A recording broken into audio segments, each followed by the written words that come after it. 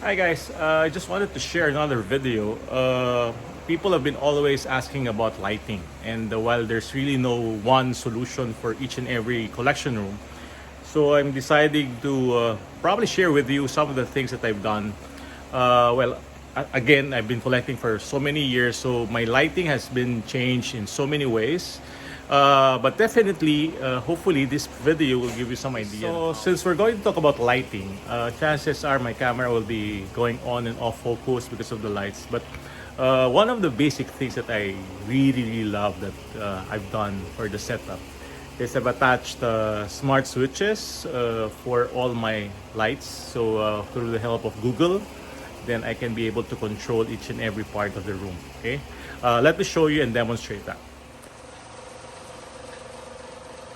Hey Google, turn on the room. Sure, turning on 10 things. Turn on Superman shelves. Got it, turning the Superman on. Turn on the Superman logo. Alright, turning on the logo. Turn on Avengers. Got it, turning on the Avengers. Turn on Open Display. Alright, turning the open display. Turn on Window Display. Alright, turning on the window display.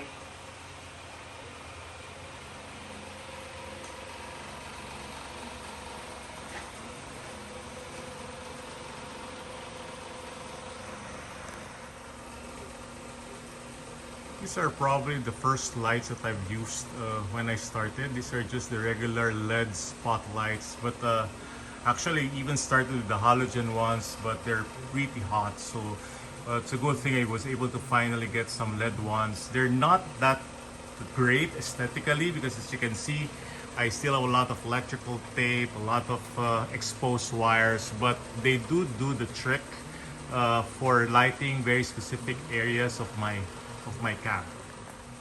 So when lighted, I can actually position it very exact to where I want it to be. Now, the problem with LEDs would always be the fact that eventually they'll die down. They're not gonna have the same level of illumination. So usually I get anywhere from 3 watts to 5 watts, but at least they're not going to ruin the statues because of the heat that usually halogen would emit. Just to show you where I've actually placed many of the spot LEDs. So again, they're not really the best aesthetically, but it does work. And considering that these are my older cabs, at least they're still working. Probably just because I don't really turn on my lights for the longest time, usually at the most 1 hour. So it pretty works.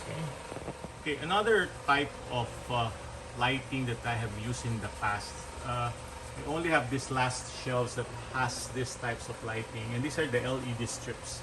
So number one, as you can see, the illumination has died down significantly, and in fact, I've already replaced quite a number, and they started blinking. Okay, so definitely due for replacement.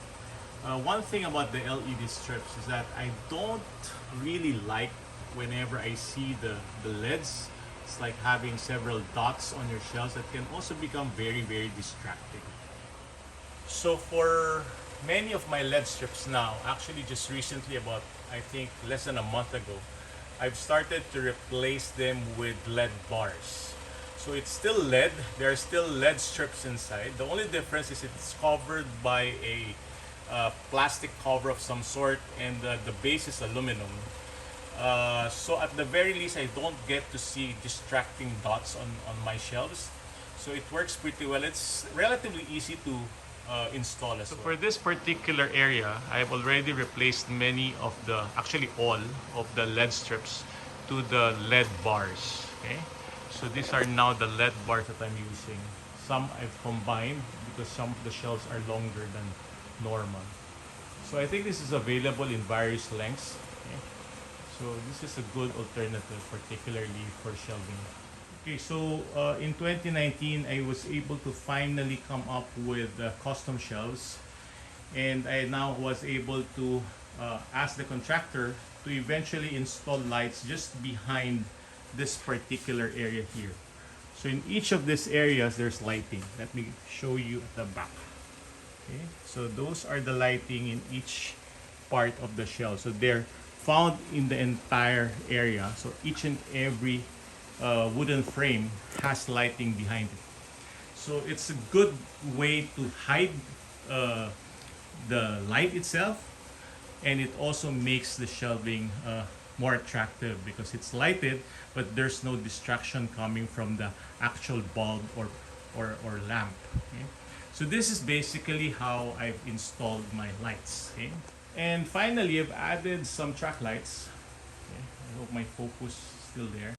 So the track lights are just meant to add additional illumination, particularly for certain areas of the room that are kind of difficult to illuminate, no? Like for example the JLA versus dark side. So I wouldn't really have a good light source for this. So the best way really is to just put a spot coming from the track lights. Okay? So I guess the final thing that I probably would like to share with is, well, there are usually three colors of lights, no, that are generally used in roofs. You have the white, you have the warm white, and the warm. I particularly am fond of using the warm white. I don't know, it's just more appealing to me. So it really depends on every collector as to what kind of lighting that you will use. But I hope the short video helped you in terms of finding ways of creating good lighting for each of your pieces. I've always believed that a good display requires good lighting. No? So far, I'm happy with mine, and I hope to share with you more tips if I can with regards to your display as well. So I'll keep this short till our next video. Thank you very much. See you soon. Hey Google, turn off the room. Okay.